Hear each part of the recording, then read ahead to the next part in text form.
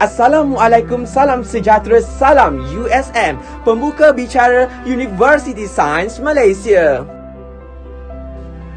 Nama penuh beliau ialah Uta Bjørhagen. Beliau seorang pelakon dan pengamal teater berbangsa Jerman-American. Dilahirkan pada 12 Jun 1919 di Jerman. Beliau meninggal pada 14 Januari 2004 di New York.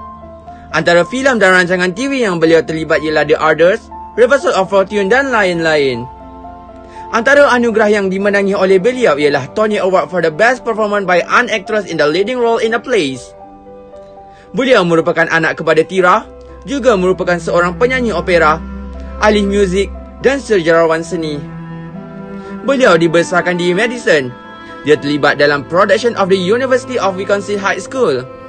Dia belajar sementara tentang lakonan di The Royal Academy of the Dramatic Art pada 1936. Unsur teknik Hagen terdiri daripada 5. Yang pertama, pergantian. Kedua, pemindahan. Yang ketiga, pengkhususan. Yang keempat, keaslian. Tak lain dan tak bukan. Yang kelima, penyediaan. Hagen menyampaikan falsafahnya mengenai lakonan melalui latihan yang diperhalusi sebagai guru di New York City. Oleh itu, pandangannya lebih baik diamalkan secara kinestetik dan berlapis-lapis.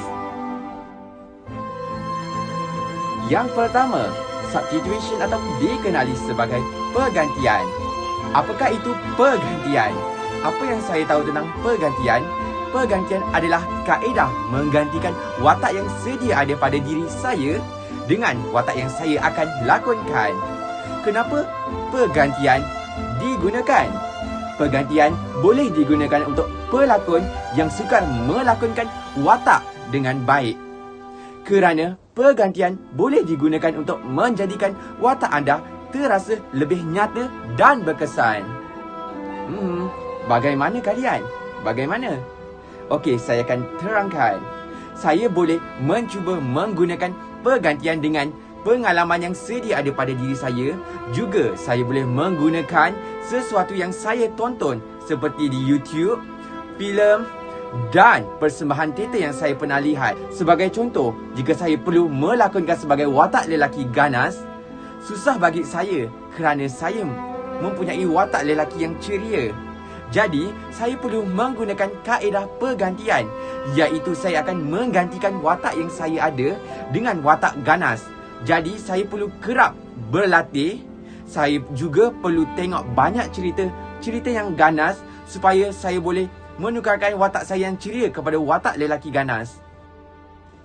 Yang kedua, transference atau dikenali sebagai pemindahan. Apakah itu transference dan apakah itu pemindahan? Transference dan pemindahan adalah maksud yang sama. Pemindahan adalah teknik pindahkan pengalaman hidup saya ke dalam lakonan, seperti pengalaman dalam aspek emosi. Di antara kita pasti akan ada yang banyak pengalaman, iaitu pengalaman ketika kita sedih, ketika kita marah dan ketika kita gembira. Kenapa teknik ini digunakan? Supaya dapat memudahkan pelakon memahami sebuah watak yang dimainkan. Sebab kita perlu kaitkan dengan kehidupan dan pengalaman seharian dalam hidup kita ini. Bagaimana? Saya akan cuba ingatkan kembali pengalaman yang saya pernah lalui di dalam hidup saya. Saya ada pengalaman yang manis dan juga pahit. Pengalaman manis saya adalah bila saya mendapat tawaran belajar di University Sains Malaysia. Dan pengalaman pahit saya adalah saya perlu merekod video ini semula kerana sebelum ini saya menceritakan benda yang salah. Sebagai contoh, kalau saya ingin memainkan watak raja, saya perlu pindahkan pengalaman saya sebagai seorang ketua. Saya pernah menjadi seorang ketua dalam directing. Saya cuba untuk mengarah diorang membuat pelbagai tugasan-tugasan agar grup menjadi lancar dan berkesan. Jadi, ini akan membantu saya menjadi watak seorang raja walaupun saya tidak pernah menjadi raja. Yang ketiga, specificity atau dikenali sebagai pengkhususan. Kalian, apakah itu pengkhususan? Sebelum ini saya sendiri tidak tahu apakah itu pengkhususan. Pengkhususan merupakan sesuatu benda yang khusus dalam sesuatu bidang seperti lakonan. Kenapa saya kata bidang lakonan? Kerana saya terlibat dalam bidang lakonan. Lakonan adalah salah satu bidang seni di mana pelakon perlu belajar menyusun atur cara lakonan dengan tepat dan berkesan. Kenapa teknik ini perlu digunakan? Sebab pelakon perlu diajar dengan teknik yang khusus dan betul supaya pelajar dapat memahami lakonan yang ingin disampaikan dengan mudah. Bagaimana? Bagaimana kalian? Bagaimana pengkhususan itu digunakan? Uta Hagen mengkhususkan pelakon baru dengan latihan lakonan yang mudah. Jadi kalian boleh menggunakan teknik Uta Hagen. Iaitu Uta Hagen telah mengkhususkan dia punya teori-teori dengan latihan lakonan yang mudah. Juga diperingatkan supaya dapat mempelajari teknik lakonan dengan betul. Sebagai contoh yang saya boleh kaitkan, pelakon atau saya sendiri perlu belajar teknik yang khusus untuk membantu saya berlakon di atas pentas. Juga dapat memudahkan saya untuk memahami watak yang saya mainkan. Sebabnya kenapa? Sebab pengkhususan dapat menjadikan pelakon menjadi lebih teratur dan berbakat. Yang keempat adalah keaslian atau dikenali sebagai authenticity. Saya tahu di antara kalian semua mengetahui apakah itu authenticity atau dikenali sebagai keaslian adalah semula jadi.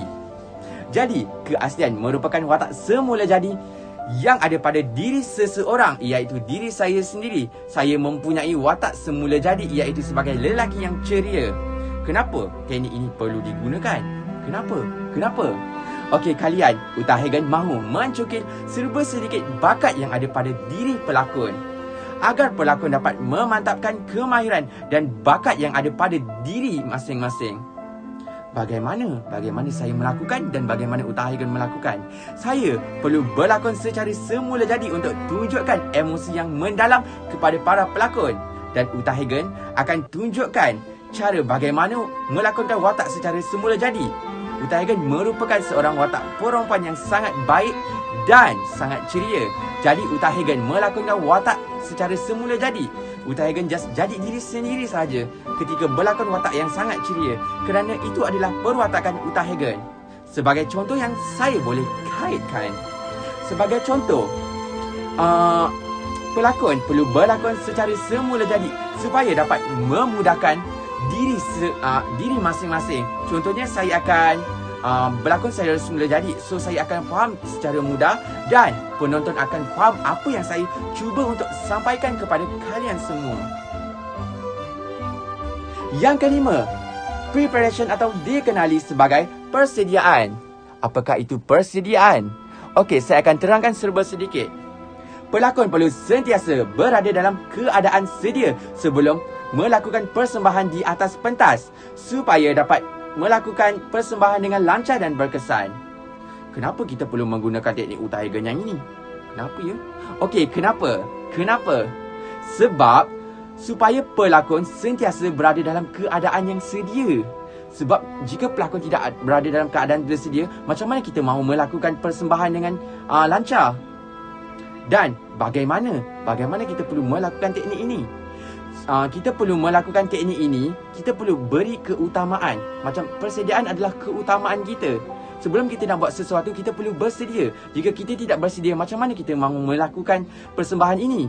Sebagai contoh yang saya boleh kaitkan, saya perlu bersedia membuat latihan. Sebelum saya berlakon di atas pentas, saya perlu buat latihan. Sebelum latihan tu, saya pun perlu buat vokal, saya perlu buat body prep dan saya perlu buat beberapa senaman.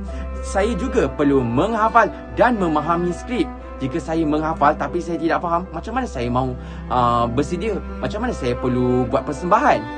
Juga saya perlu jaga kesihatan. Sebab kesihatan ini merupakan perkara yang sangat penting kepada para pelakon. Kerana kita perlu jaga kesihatan kita. Kalau kita tak sihat, kita sakit, macam mana kita nak buat persembahan? Itu sahaja daripada saya tentang penyediaan atau dikenali sebagai preparation. Kesimpulannya, teknik Hagen dapat membantu kita semua berlakon dengan mudah melalui teori-teorinya. Kita juga akan dapat berlakon dengan baik dan berkesan sebab kita kaitkan lakonan dengan kehidupan persekitaran kita. Kita juga akan dapat menyesuaikan diri kita dengan mudah seperti kita perlu jadi diri sendiri tanpa menyusahkan orang lain. Teknik Hagen boleh digunakan untuk semua para pelakon agar dapat berlakon dengan baik di atas pentas.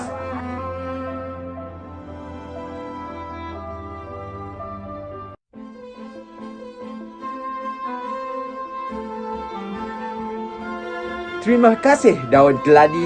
Lain hari jangan menjadi jadi. Bye.